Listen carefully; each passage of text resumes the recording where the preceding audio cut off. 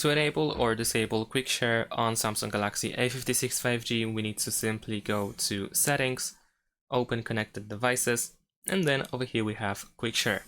First, we need to make sure that the correct option is selected over here in the Who Can Share With You section, where we can choose to share with no one, so we can disable quick share completely. We can set it up to contacts only, so that only people that are in our contact list can share with us. And then of course we can set it to everyone and only for 10 minutes, or of course more if you uncheck this option. So if you want to be able to quick share with everyone, then make sure to select everyone. Besides that, we can also choose to, for example, allow sharing over internet. We can also choose to use Wi-Fi only. And here we also have show available devices on share panel as well. So you might want to turn this option on as well if you want to use quick share, or not, of course.